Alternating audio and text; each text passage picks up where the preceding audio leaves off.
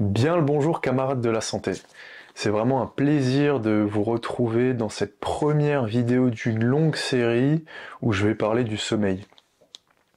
Et dans cette première vidéo, j'aimerais vous inviter à réfléchir sur les 5 raisons de s'intéresser à son sommeil. Et donc aujourd'hui, on va parler d'attention, d'inflammation, de stabilité émotionnelle, d'intégration motrice et de créativité. Et ces 5 raisons sont grandement influencées par le sommeil. Qui n'a pas déjà entendu cette phrase « je dormirai quand je serai mort » ?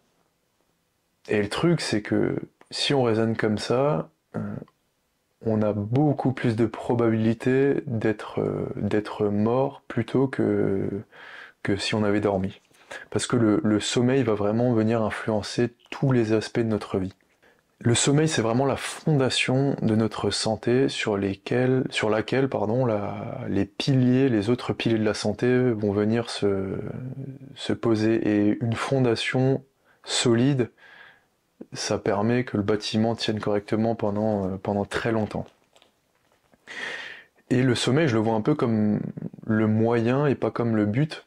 Je vais beaucoup dire ça pendant ces vidéos, c'est un peu le leitmotiv de ma chaîne, la santé comme un moyen et pas comme un but. Et donc là, je vais vous montrer que ça peut être très intéressant de se poser des questions et de prendre soin de son sommeil. Donc on va parler de l'attention en premier, parce que je pense que l'attention est très très importante. Il y a une équation que Idriss Aberkan donne dans une de ses conférences, et cette équation, elle dit mathématiquement le flux de connaissances est proportionnel à l'attention fois le temps. Et donc, si on met beaucoup d'attention, mais quasiment pas de temps, on n'a pas de chance d'intégrer de la connaissance. Et si on met beaucoup de temps, mais que notre attention est proche de zéro, pareil, on n'a pas grande chance d'avoir un flux de connaissances qui grandit. Et c'est vrai que de nos jours, notre attention est mise à rude épreuve avec les téléphones, les réseaux sociaux, le bruit environnant permanent, etc., etc. Et donc, cette attention-là, elle va être impactée par notre sommeil. Il n'y a pas beaucoup d'études qui ont été faites sur la restriction chronique de sommeil, mais j'en ai trouvé une qui est très très intéressante, qui a été réalisée par David Dinge. Et cette étude, en fait, elle a été faite sur 14 jours. Donc il a pris 48 adultes en bonne santé de 21 à 38 ans, et il a divisé en 4 groupes. Donc un groupe qui n'a pas dormi pendant 3 jours, un groupe qui dormait 4 heures par nuit, un groupe qui dormait 6 heures par nuit, un groupe qui dormait 8 heures par nuit. Et avant de se lancer dans l'expérience, tous les 4 groupes ont eu 8 heures de sommeil. Et pendant cette étude, les groupes ont dû réaliser des tâches cognitives toutes les 2 heures. Donc c'était des tests d'attention, des tests de mémoire de travail, des tests d'arithmétique. Et en plus de ça, les participants devaient remplir un questionnaire qui faisait part de leur perception qu'ils avaient de leur fatigue. Et donc les résultats de cette étude-là, sans surprise, le groupe qui n'a pas dormi avait des résultats catastrophiques, avait des déficits cognitifs bien supérieurs aux 3 autres groupes. Le groupe qui a dormi 8 heures, sans surprise non plus, avait des performances cognitives stables. Là où ça devient intéressant, c'est que le groupe qui a dormi 4 heures pendant 14 jours, au bout de 6 jours, avait les mêmes résultats que le groupe qui n'a pas dormi après une nuit.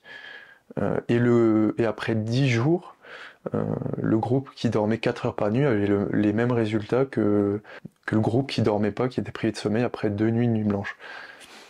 Et là où ça devient intéressant, c'est que le groupe qui a dormi 6 heures par nuit, au bout des 2 semaines d'expérience, ils avaient les mêmes résultats que le groupe qui avait fait une nuit blanche. Donc après 6 heures de sommeil pendant 14 jours, il y avait les mêmes déficits cognitifs que si on avait fait une nuit blanche. Et là, ce qui est vraiment frappant, c'est que les impressions recueillies par les questionnaires des participants étaient complètement dissociés par rapport aux résultats observés lors de leurs différents tests. Autrement dit, la perception que les personnes avaient de leur propre état de fatigue ne correspondait pas du tout, n'était pas cohérente avec leur vraie capacité cognitive. Et je trouve que cette expérience, elle est très très intéressante. Et elle montre que même si on pense être adapté avec 6 heures, 6h30 de sommeil par nuit, et ben, étant donné que la perception qu'on a de notre fatigue et de nos performances cognitives n'est pas cohérente et dissociée avec nos vrais résultats, où est-ce qu'on sait, à partir de quand est-ce qu'on sait qu'on dort pas bien? C'est une bonne question à laquelle je vais essayer de répondre pendant cette série sur le sommeil. J'ai envie de parler d'inflammation ensuite. Donc le sommeil influence évidemment énormément de systèmes, et il a été montré qu'un manque de sommeil pouvait augmenter les cytokines pro-inflammatoires dans le sang. Donc en gros, donc ces cytokines-là vont participer à l'inflammation, au processus d'inflammation, qui est une réponse non spécifique du système immunitaire. Et c'est en quelque sorte une alerte qui va être donnée. L'inflammation va permettre de donner une alerte qui va orienter et appeler les cellules immunitaires. Et donc, cette augmentation de sécrétion de cytokines, en l'occurrence en particulier les interleukines 6, vont être responsables de notre somnolence. Et ils ont montré que les cytokines influençaient, donc les interleukines 6 influençaient sur notre état de fatigue. Et donc il y a une étude qui a été faite et qui a voulu mesurer l'impact justement que les interleukines 6 avaient sur le sommeil. Et donc les scientifiques ont pris 2 groupes. Un groupe recevant une injection d'interleukine 6, de cytokine, et un groupe recevant l'injection de placebo. Et ils ont montré que le groupe qui s'était vu injecter l'interleukine 6 avait un sommeil déréglé en réduisant le sommeil paradoxal, et en plus de ça, en changeant totalement le sommeil profond et en le décalant dans la deuxième partie de la nuit, alors que normalement il devrait être dominant dans la première partie de la nuit. Et le groupe-là a également rapporté une augmentation de la sensation d'être fatigué, d'être inactif et d'être moins capable de se concentrer. Donc ça va être très intéressant. Et en plus de ça, il y a une autre étude qui a montré que 6 heures de sommeil par nuit pendant une semaine augmentaient de la même manière qu'une nuit blanche les cytokines pro-inflammatoires. Donc si on dormait 6 heures par nuit pendant une semaine, ça avait le même impact que si on faisait une nuit blanche. Moi je trouve ça dingue, et en plus de ça, de nos jours on parle énormément d'inflammation de bas grade, etc. Et le sommeil semble y jouer un rôle clé. En plus de ça, de l'alimentation, etc. Je vous invite d'ailleurs à aller voir le contenu de Jack's Team sur YouTube, sur Instagram. J'ai d'ailleurs même eu un échange avec lui, on a parlé d'alimentation inflammatoire. Donc c'est un petit clin d'œil que je lui fais là, parce que moi je savais pas du tout ça avant, et j'ai découvert ça pendant ce travail de recherche. Et donc on a vu ensemble que le sommeil avait un impact clé sur le bon fonctionnement du système immunitaire. Et mon raisonnement, c'est, si on a un bon système immunitaire, on tombe moins malade. Et si on tombe moins malade, on a plus de temps avec une bonne énergie, un esprit vif, etc.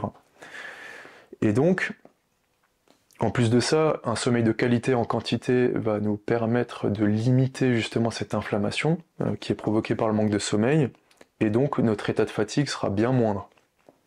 J'aimerais quand même vous rappeler l'équation d'Idriss Aberkan qui dit que le flux de connaissances est proportionnel à l'attention fois le temps. Donc l'attention, on a vu que même 6 heures de sommeil sur 14 jours allait réduire drastiquement cette capacité d'attention. Et la qualité de temps était influencée par le système immunitaire et l'inflammation. Quoique, pour avoir un temps de qualité, il ne suffit pas de ne pas être fatigué, de ne pas être malade, il faut encore être stable émotionnellement. C'est vrai que si nos émotions font les montagnes russes sans cesse, c'est impossible de se concentrer et d'avoir une inertie de travail. Et donc, le sommeil a également un impact sur les émotions, et c'est ce qu'on va voir maintenant. Donc le lien entre le sommeil, la restriction de sommeil et la régulation émotionnelle est bien plus limité en termes de recherche, et c'est paradoxal parce que on sait maintenant que dans presque toutes les maladies psychiatriques, ainsi que dans les dérégulations émotionnelles, il y a un sommeil anormal. Mais j'ai quand même réussi à trouver une étude très intéressante qui consistait à montrer à deux groupes des images allant d'émotionnellement neutre à négative et hostile. Et donc ces deux groupes-là, ils faisaient une imagerie fonctionnelle, donc leur cerveau était filmé en temps réel, et donc un des deux groupes n'avait pas dormi, l'autre groupe avait dormi. Et ils ont montré que dans le groupe qui n'a pas dormi, en voyant les images négatives, il y avait une activation plus intense de l'amygdale, de 60%, et en plus de ça, ces images-là avaient recruté 3 fois plus de volume de l'amygdale par rapport au groupe de contrôle. Il faut savoir que l'amygdale, c'est un noyau de notre cerveau limbique, donc c'est le cerveau des émotions. Et cette amygdale-là va fonctionner comme un système d'alerte et un rôle capital dans l'expérience de nos émotions. Et donc c'est elle qui va faire en sorte qu'on vive nos émotions de la manière dont on les vit. Et cette amygdale-là fait aussi partie du circuit de la peur. Ils ont montré qu'en stimulant l'amygdale électriquement, il y avait une augmentation et une provocation des sentiments d'anxiété et de peur. Donc c'est pour vous dire que vraiment l'amygdale, elle gère vraiment tout ça. Et en plus de cette augmentation de volume et d'activité de l'amygdale, il y avait une perte de connexion entre l'amygdale et le cortex préfrontal. Et en fait, cette connexion-là, ce complexe cortex préfrontal amygdale joue un rôle énorme dans les comportements appropriés comme la décision rationnelle, etc. Donc ça veut dire quoi? Ça veut dire que lorsqu'on dort pas bien, ou qu'on dort pas du tout, et ben ça a montré que justement cette amygdale prenait plus de place. Et en plus de ça, qu'il y avait une hyperactivité du striatum. Le striatum, c'est le centre de l'impulsivité et de la satisfaction. Et donc ça montre que quand le cerveau manque de sommeil, il se balance entre les deux extrêmes, positif, négatif. En gros, nos émotions jouent vraiment les montagnes russes. Et donc un sommeil pauvre nous fait prendre des décisions irrationnelles, rapides et risquées. Ce qui nous éloigne donc de la stabilité et du calme intérieur nécessaire qu'on recherche pour être présent, calme à ce qu'on fait. Je sais pas, vous avez déjà eu un coup de fil vous annonçant quelque chose de grave. Moi je sais que j'en ai déjà eu. Et peu importe ce qu'on faisait à ce moment-là, même si ça nous faisait kiffer, on avait la tête ailleurs ensuite. Impossible de revenir à ce qu'on faisait avant. Et donc, imaginez qu'un manque de sommeil agisse comme un coup de fil qui vous annonce quelque chose de grave de manière permanente. C'est impossible de rester concentré pendant le temps que vous dédiez à vos projets. Vous avez la tête ailleurs. Donc maintenant qu'on a vu tout ça, la tension, l'inflammation et la stabilité émotionnelle, on est vraiment là dans les bonnes conditions et on se met dans les bonnes conditions pour apprendre. On a de l'attention nécessaire et notre temps est de qualité pour justement apprendre et intégrer de nouvelles informations. Et c'est là que je voudrais vous emmener, l'intégration motrice et l'impact du sommeil dessus. Je sais pas, vous saviez que Roger Federer dormait 12 heures par nuit, que Rafael Nadal dormait 10 heures par nuit, que LeBron James dormait 12 heures par nuit, et qu'il a même dit, en matière de récupération, tout ce que vous pouvez faire ou trouver ne remplacera jamais le sommeil. Usain Bolt aussi dort 10 heures par nuit, et ce que je trouve hallucinant, c'est que 30 minutes avant de battre un de ses records du monde, il était encore en train de dormir. Donc c'est pour vous dire que les athlètes investissent énormément dans le sommeil. Et on va voir une étude qui était intéressante par rapport à l'intégration motrice. Donc je pense à tous les sportifs qui essayent d'intégrer de nouvelles compétences motrices, par exemple au jiu-jitsu brésilien, où on apprend sans cesse de nouvelles techniques. Et bien là, il a été montré que le sommeil augmentait de 20% la rapidité de la performance et de 35% la précision. Donc cette étude, elle a pris un groupe de droitiers qui devait effectuer une tâche en tapant une séquence sur un clavier, mais de la main gauche. Et donc un groupe était resté 12 heures après la première séquence, le premier essai, et devait être retesté. Et l'autre groupe était retesté 12 heures, mais après une nuit de sommeil de 8 heures. Et donc ceux qui étaient restés réveillés ne montrèrent pas d'amélioration à la suite de la séquence, sauf lorsqu'ils ont eu une nouvelle nuit de sommeil. Alors que l'autre groupe qui a été retesté 12 heures après, mais qui a eu une nuit entre, eux, justement, ils avaient une amélioration de 20% de la rapidité de la performance et de 35% de la précision. Et donc c'est pour dire que le sommeil va vraiment créer un apprentissage différé dans les nouvelles informations qu'on lui donne. Il y a une autre étude intéressante qui a été faite avec des étudiants qui ont été séparés en deux groupes. Donc un avait une nuit de sommeil complète et l'autre avait une nuit blanche. L'autre groupe avait une nuit blanche. Et après ces deux nuits, les étudiants ont dû retenir une liste d'événements. Et donc après 2 nuits de récupération,